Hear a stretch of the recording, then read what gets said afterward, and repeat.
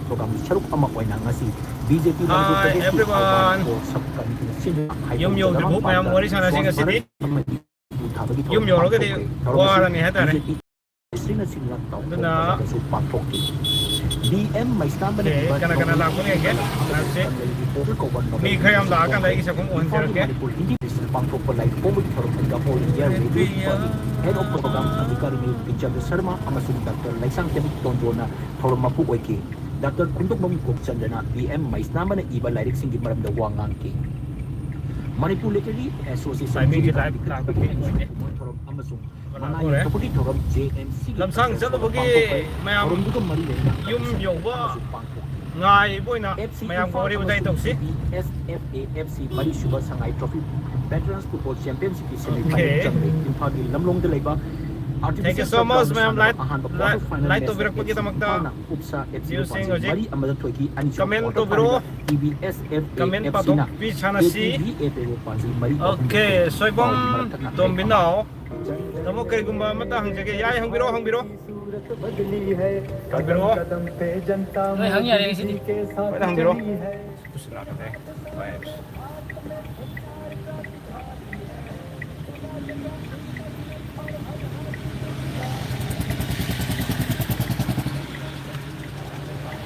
Hang biro ma'am. Gari manung dikhra de mamme. Okay. Dada nuai tu cara ko. Lamsa chalu re ngasi di. Maklang de chalu ni maklang de halak pani hojik si. Koi awareness program yo bu chalu bane. Okay. Kade high bisi ai ko Wednesday ga Thursday ga se sana bro sana da bro tamo nupa na Wednesday or ba nupi na Thursday or ga di am sana he tari ko aduga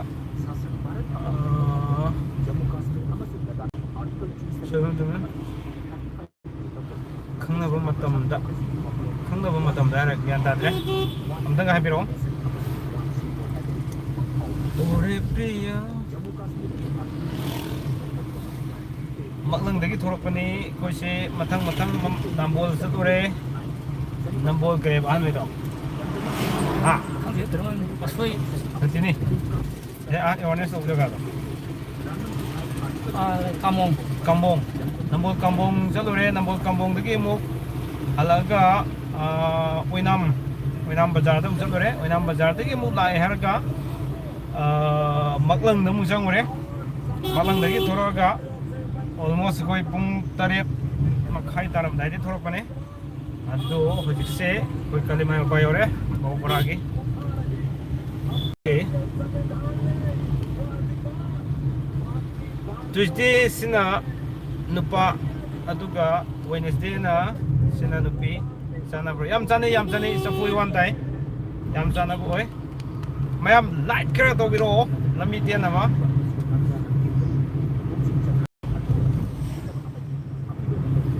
Comment habiro mayam khangzaba answer makeda bijarake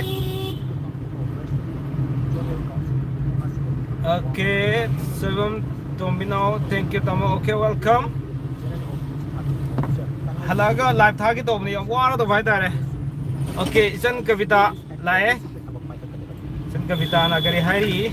hai tamo ai avita kavita sapam dini okay khangzai Yumna hong le hai do ai kaudri jen kavita kari ke kaudri no isan ne ahan ba hai bu numit ke kaud gidre kedo ba Ngan thuya ko mai dang dilati sangi abdo. Okay sumila laimu ko nyam kadai das satino Ngan thuya odi live na ba parabo na ba se kharap phare ore yum yor go mung na ro doi ne ji sat pe ab sat ro ga dare Suyesh Mayam lambam Bro Rasida Dhanu oibugi habiro ai ngasi rasipol thagasakrabne yengbiyo rasipol thagasakrabne Moirang ding ngan thuyo comment ta piro yo. Hajipu kai jalun ai je halakpane kano dagi maklang de jalo mane nambol ko gre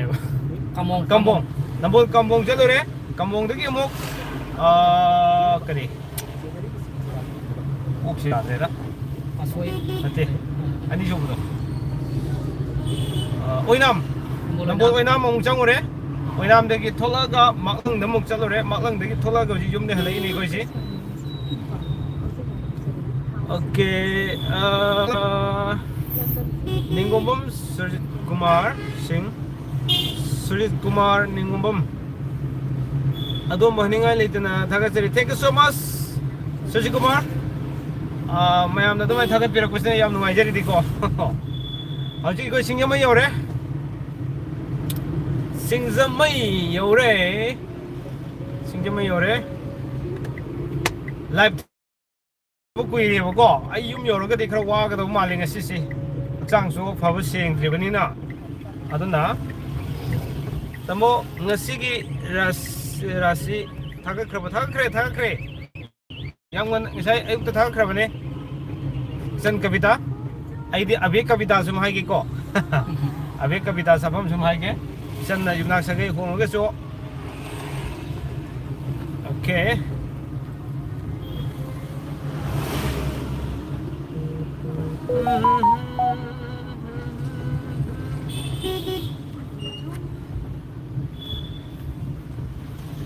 Okay, ismi yam lakmante Suresh Mayam lambam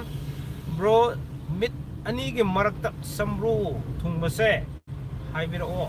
mit ani ge marakta se adudi nakhang da tare ne ko nakhang do oibra abuda haibiro mit ani ge marakta haisida chap chaba mafam duma exact place duma khangninge tare okay nakhang da nupagi orgedi nakhang da leibado langsing lagi ko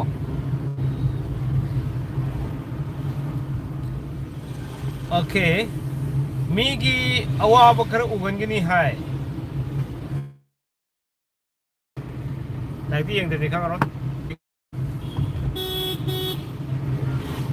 nang nasi pon di kupai di yeng kai di mayam na haibirak pa blog singdo ai mathang manau na thagasana bhona jarani ko mayam kai to wabirano Bronson hi okay hi Bronson yam nuai jai mayam light lakbiba ai ngasi gi live set lakbiba okay ngakta samru mari manga koina thung bugidi haiba ngakto khwaidagi mayek singma samru du karamano adugi fall do lowdoine samru mayam thung mataragaso khwaidagi mayek singba ko samru mayam thung mataragaso khwaidagi mayek singba samru do adune be khoina lowdise aduna mayek singma samru do karamano kadai waide leibino ado haibiro haitare humang jam sore mayam okay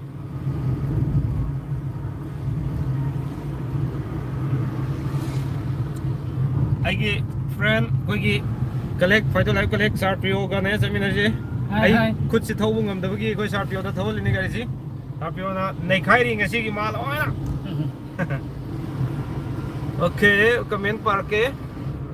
seven तो मिनाव को तमो खदांग दगी खितंग सखत लगा समरू अमा थुंबगी करी ओइगनी हाइबिरो okay खतांग दगी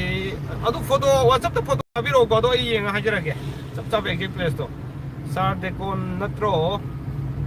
सार देखो न्यामान ने सार देखो नत्रो Sa de kuai kana. एरो के मुले Nang mana ba? ओके कमें agba के गदो हाजरागे तमो thank you I येंजे येंगे सोइदना ताजगे NaMo mayamgi seba matam sang na tobung ambo oibiu ibungna toro ba thabak kudingmak hena mai pakko oibiu nasan hajari ibungda okay thank you so much san kavita jan abe kavita sapam na bor bibire nabungna so thamoi senga ijan na hojik yumnak sagai hongduna ima baba thadokuna nei khrabada ningon oibisingi asengba yumdi kogi aina leirgudoba sagai onga leirgudoba mafamduna asengba yumne hainarini ꯍꯧꯖꯤꯛ ꯂꯩꯔꯤꯕ ꯃꯇꯝꯁꯤꯗ ꯏꯆꯟꯅ ꯏꯆꯟꯒꯤꯁꯨ ꯇꯧꯔꯝ ꯊꯕꯛ ꯈꯨꯗꯤꯡꯃꯛꯇ ꯃꯥꯏ ꯄꯥꯛꯄ ꯑꯃꯗꯤ ꯑꯍꯜ ꯂꯃꯟꯁꯤꯡꯒꯤ ꯁꯦꯕꯥ ꯃꯇꯣꯝꯂꯣꯝꯗ ꯇꯧꯕ ꯉꯝꯗꯨꯅ ꯃꯇꯝ ꯈꯔꯒꯤ ꯃꯇꯨꯡꯗ ꯑꯐꯕ ꯏꯆꯥ ꯄꯣꯛꯇꯨꯅ ꯑꯗꯨꯒ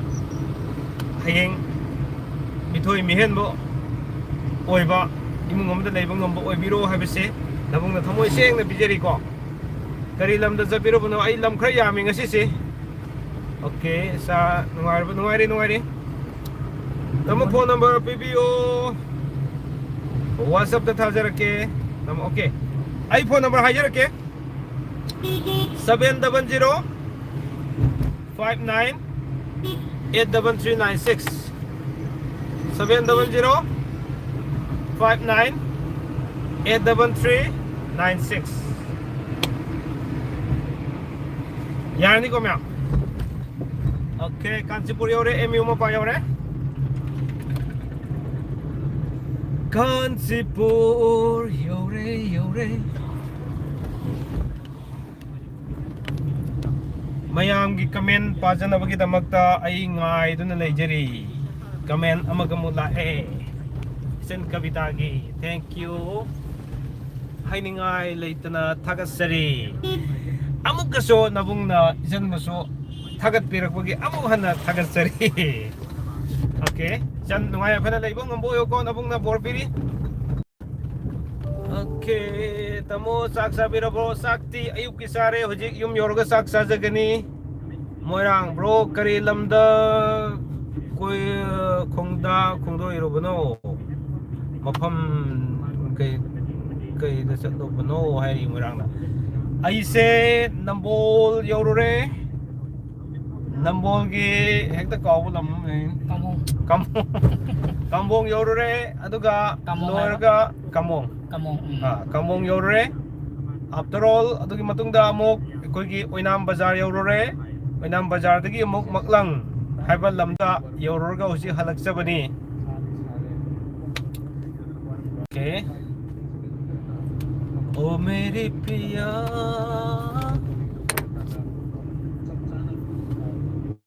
चाइसिंग चाबिरब्रो हौजिकसे पुंग 9 तादोरे चाक याम चाबिरमनी लाइव सी खरा थेंगना थारगना मयाम लाकनबे हेले तारे याम थेलिंगै फोन पाइना हेनमनिंगको अदो पाखंग लेसाबी सिंगी ब्लॉग याम सेमानी हनती चाना दबा ममांग सेमगिदुदि अहेनबा मपुंग फाब याम सेमानी तारे तम थबक मयाइदा चप चाना समब्रो थुंग बसे करी थोगे तमो है काय लेते थबक मयाइ की को अदगी अबेस सजिंग तमो ओइ थंगबा पाम्बोमदा समब्रो परेंग ओइना थुंगलगदी करी लेबगे नुपीगी ओरगदी ओइ थंगबा बोम ओरदी याम फैको दुगा नुपागी ना जेतुमना तुंगंगा फबा दुगा अनिसी ऑपोजिट लाबा हाइदारे हाइदि नुपीदन जेतुमदा ओरगदी फतबा फॉल खर लै दुगा नुपादन ओइरमदा लेरगदी फतबा फॉल खर लै सिमा समजगे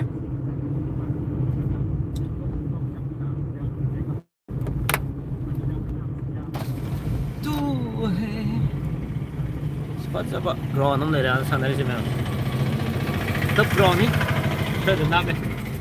I'm going to know that.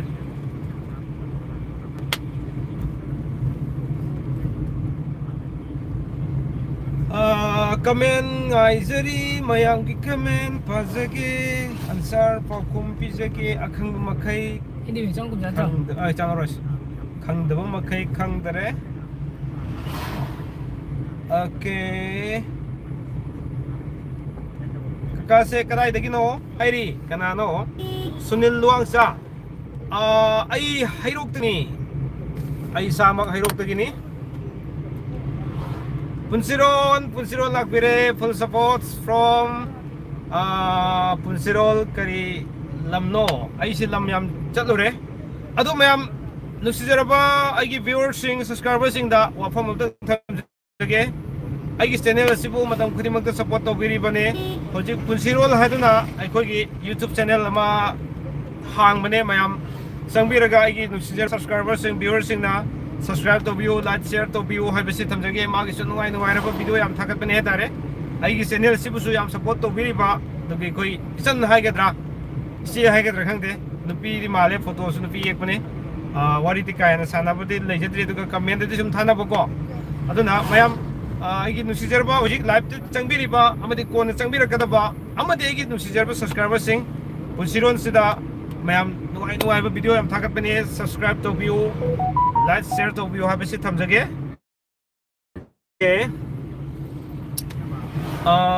ꯇꯥꯃꯣ ꯈꯨꯄꯥꯛꯇ ꯑꯀꯨꯞꯄ ꯃꯆꯥ ꯂꯩꯕꯁꯦ ꯀꯔꯤ ꯐꯣꯟ ꯂꯩꯒꯦ ꯈꯨꯄꯥꯛꯇ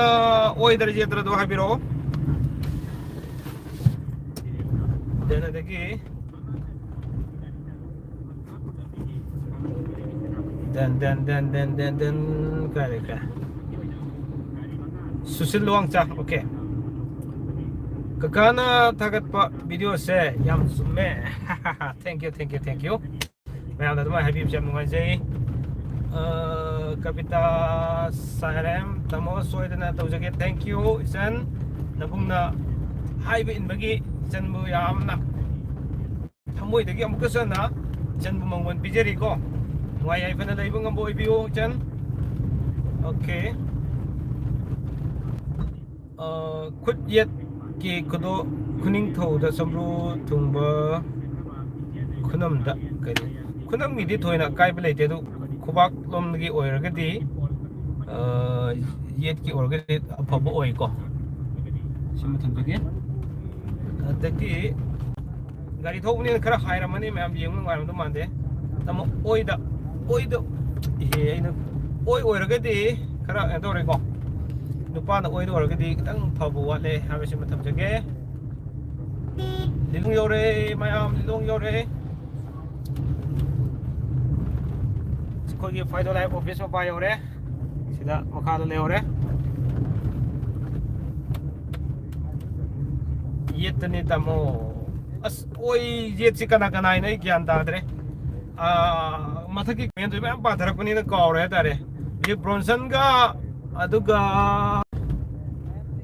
na mucha Bikram har mane bikaitai huidrom ko noini gi kamendo samru gi dinga thor mani jet haire man oid haire kadai da thungno mai kawre ha tare kubak ta hakazabase paisa sat khiba or paisa kakpa se engonda yam sume thoise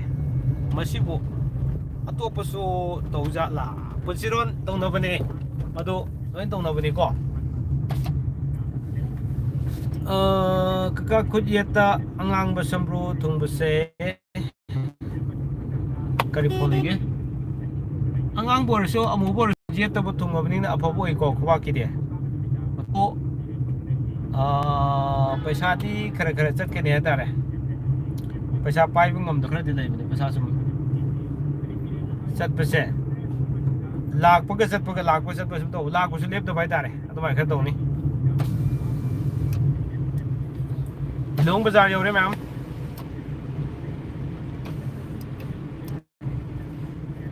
mayam siang mara siang dabram da habiro ni ai live thajari se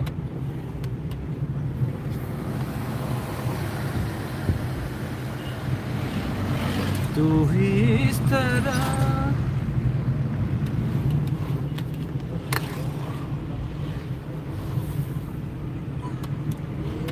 sang chat pa ya basat loro garing tumam dai dai juwa dai ni OTC senge thank you so much dama kar happy rade sin wai dai namo senge kya okay mayam question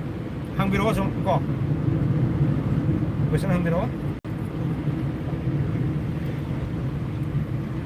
summe amar okay yam nuai jai aigi pogum piraktre haire amba gi se ai kaben thingnau gi amta ta thabiro asmai maram to yawbni kame se ek thorok to bheg yawe ko rojan yetni yet ki khoba oramani yet ki khoba ori fai aduga kai thabak chale no ꯑꯩ ꯍꯤꯗꯥꯛ ꯈꯔ ꯄꯤꯕ ꯆꯠꯂꯕꯅꯦ ꯁꯨꯝ ꯑꯩꯈꯣꯏꯒꯤ natural stem ꯁꯦꯜ ꯐꯥꯏꯇꯣ ꯂꯥꯏꯐꯀꯤꯗꯣ ꯑꯉꯥꯡ ꯌꯥꯎꯗꯕꯁꯤꯡ ꯑꯗꯒꯤ ꯑꯇꯣꯞ ꯑꯇꯣꯞꯄ ꯑꯅꯥꯕ ꯂꯩꯕꯁꯤꯡꯒꯤ ꯍꯥꯏꯇꯥꯔꯦꯀꯣ ꯑꯩꯈꯣꯏ ꯍꯥꯟꯅ ꯍꯤꯗꯥꯛ ꯆꯥꯈꯤꯕꯁꯤꯡꯗꯨ ꯈꯔ ꯁꯨꯝ ꯌꯦꯡꯁꯤꯟꯕ ꯆꯠꯄ ꯍꯥꯏꯇꯥꯔꯦ ꯑꯗꯨꯃꯥꯏꯅ ꯇꯧꯔꯨꯕꯅꯤ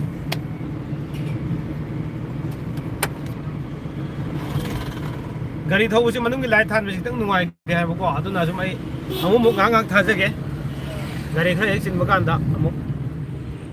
ꯃꯨꯊꯠꯆꯒꯦ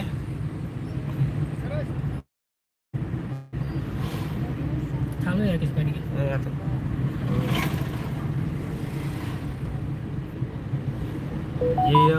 sama adunadi Amar Delta amta habiro oh mataka lere ko ado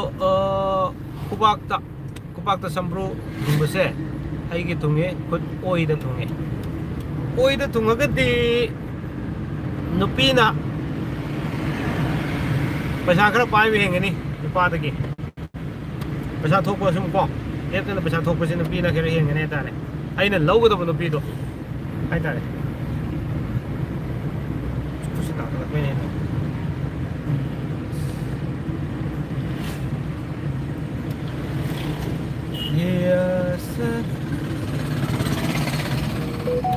amba maksa nupi gi kubak yetta thungba amru se afaba oibra phataba oibra nupi gi yetta thungba di kitang phataba oi ko phataba oi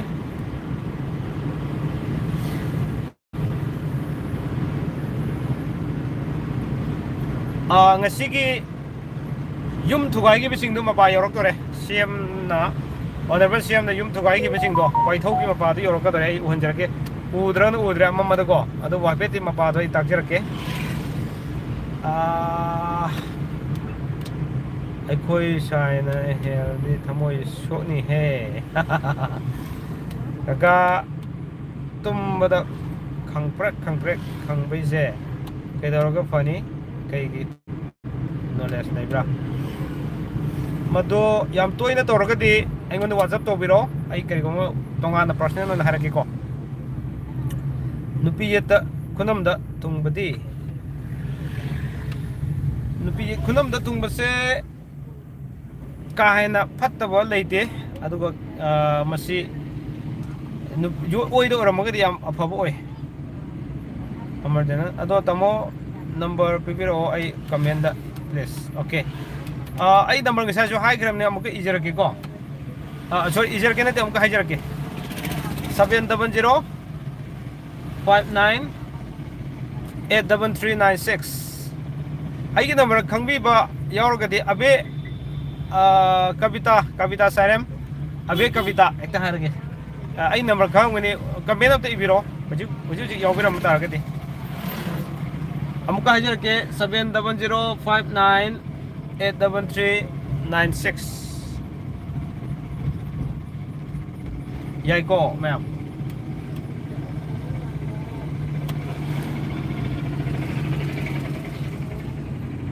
object police le riban jo Dengi. isa yum ngasi waithau gi yum thugai viral oibdo adai mapa yor nei tare ubudi fangroi numidang ni na angan mata live tha bor di ngai dom ne Lại là như súng lỏng. ha Không có thì ngồi quan sát thao ở đồng. man sa than so ni chale sina hore lambi loi mamdi mami ko mamme aduna somda sona on jare sai mati yum loi kai ba hore si to thugai ne re yum jing si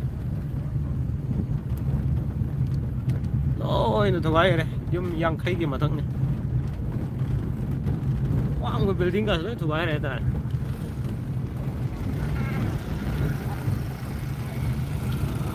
Oi so ahang chi thera panglei dei si tarak pato ri si gyan ta de da lambi sem ko jaga se ai comment loi pajar ki ko me si kan mate kem yeng je ke do mayam na amam mani phajat udra ga ai na di uri bai ta le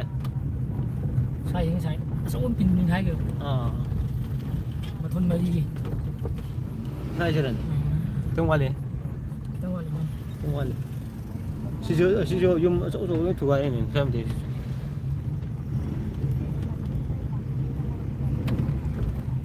thôn mari yum ga loi pa le de toi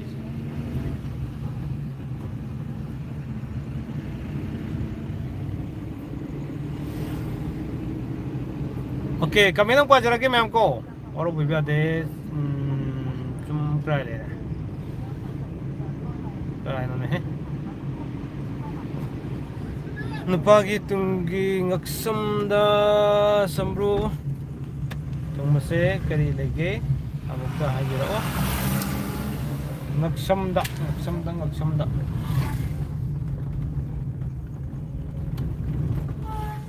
ngaksam gisi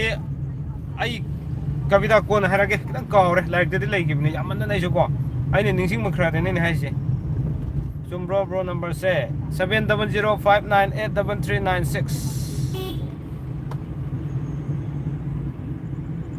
Okay. Nupigi ngaksam oirom da muse hai gre. Comment please. Okay, kami pagi. Kamu now gisu kut oigi kunam da sambru tunge. Kai ba. Mayam aina sambrugi phone lai do na ko mayam tak sang yeng bi ba playlist to share ngone tare sambrugi phone lai do na takak tara muk ain serena na namjagi bane tare adu sing nam adu yeng bi do ga personal ai tong an sum yeng jera ke tare ko loi nai ning sing de lambi ju oi bani na adu ne me waro bi bya de to jati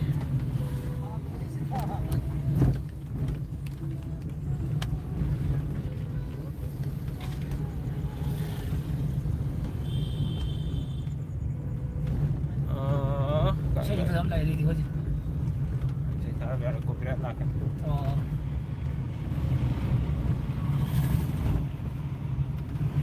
biết chọn chắc là gì mà hai mình nó cầm về chứ bảo không khăng tiền kita lebih kan ngoài cái là bao giờ kia của mẹ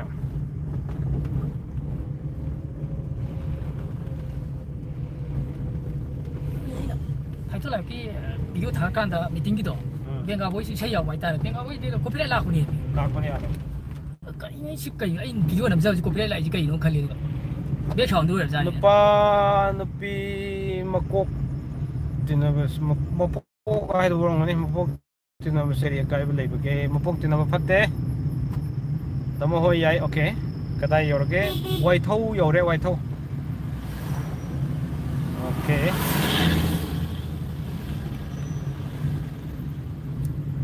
iya sama wai thau ki golai si am samjin gre ano lambi sina hojik se mathang loisilak na maram oiraga lambi am tensin barode jaga khar kangai re wai thau ki matek speng pura loiraga de lambi jam tiala ne ta re ko am fazana tiala ne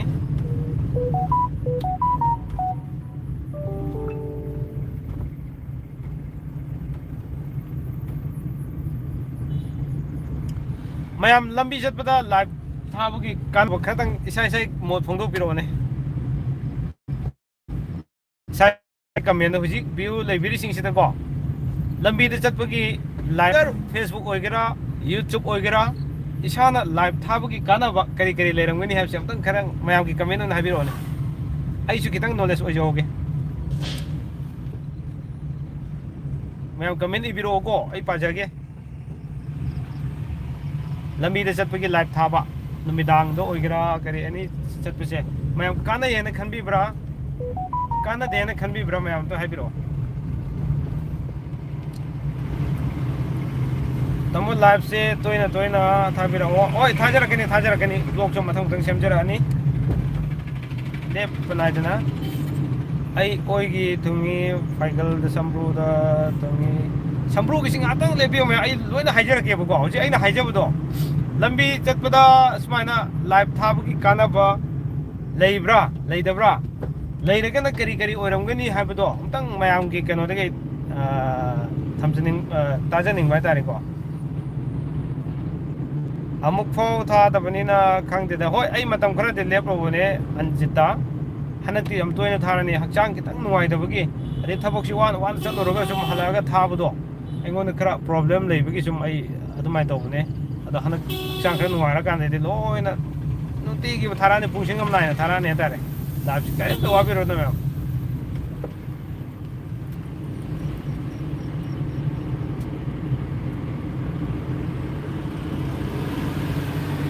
Kumbang sawita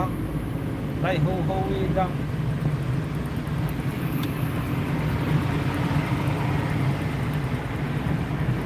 Thawban yawdore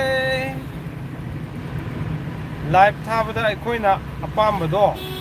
suna khange Thank you so much Comment pibirakpidamukta Susil ki damakta thumbs up amtang tawjarake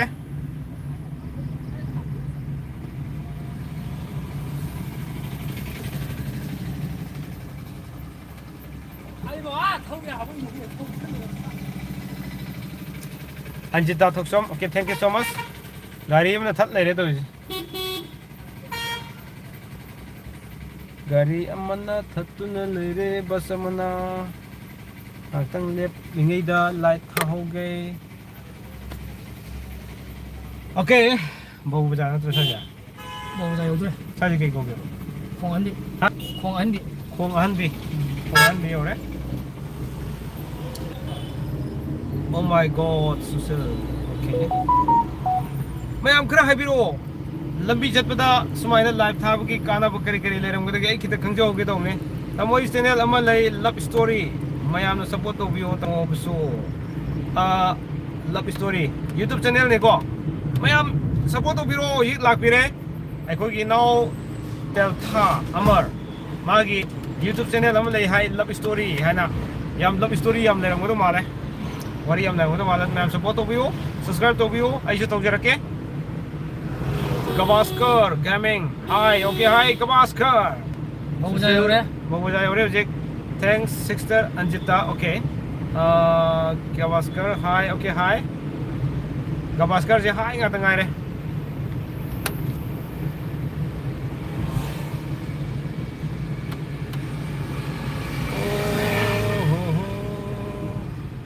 Comment pipira une mayam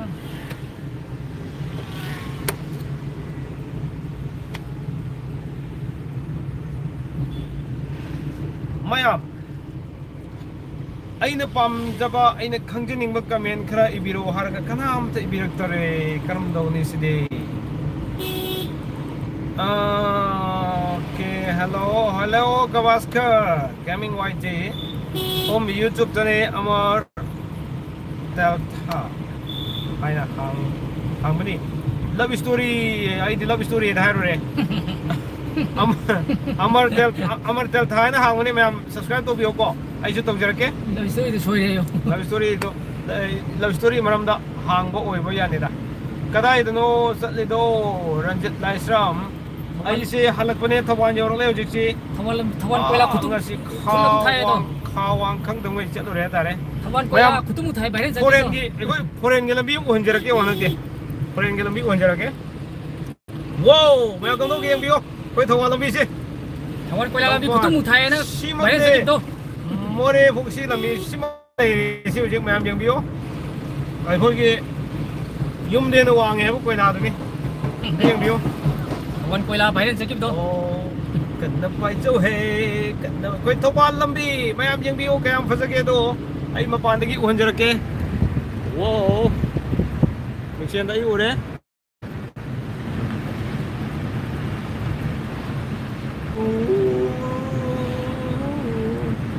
kanai maram di lambi da thokpa thabak oina khangle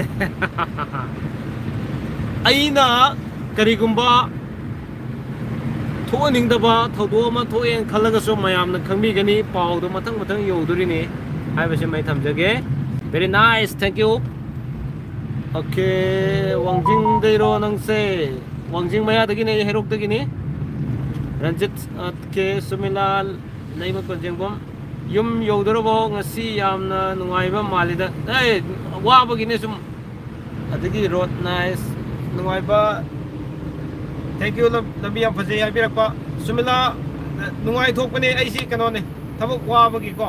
ꯉꯁꯤ ꯌꯥꯝ ꯆꯠꯂꯨꯕꯗꯨꯒꯤꯅꯤ ꯍꯧꯖꯤꯛꯁꯤ ꯊꯧꯕꯥꯜ ꯌꯧꯔꯦ ꯒꯥꯔꯤ ꯊꯧꯕ ꯌꯥꯝ ꯅꯨꯡꯉꯥꯏ ꯂꯝꯕꯤꯁꯦ ꯅꯩꯔꯦ ꯊꯧꯕꯥꯜꯅꯦ ꯆꯜ इहेन थवान इहेन हेले फजबा okay thank you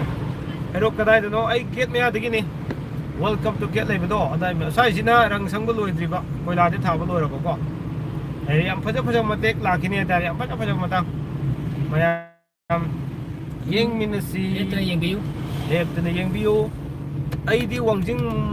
Maibam लेरक्तिने okay अदुदि yam नंगनरमे yam नुवाइजै iyamba haigidra inaw haigidra imanaba haigidra khangjadre Gavaskar very nice thawal thong anouba saba yengsira mya yengijirke ko to somda lambi sabdi loisindri si loisilaga yam lambi apakpagi ni songbi side se si aribda lali si aribani lali si songbi sida apakwa leri yam phajaba ko okay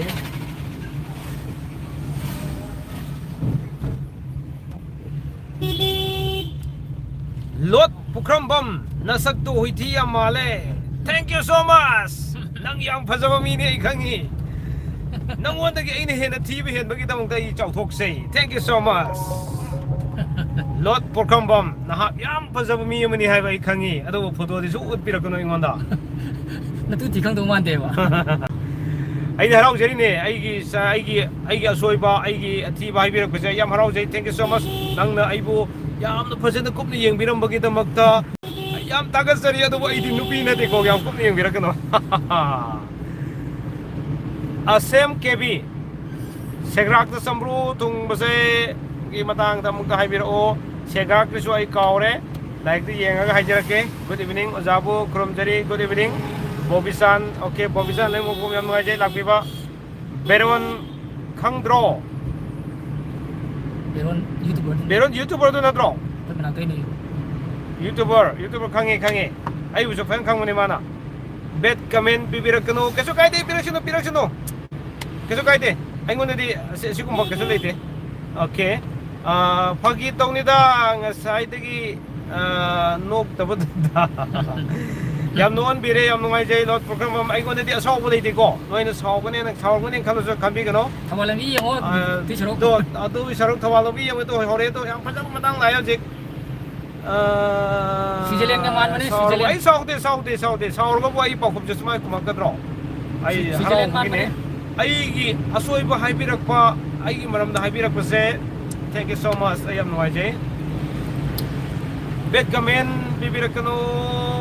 hairaga aina hai bi yadaw jing ma dek phajam ko hon dagi khan mane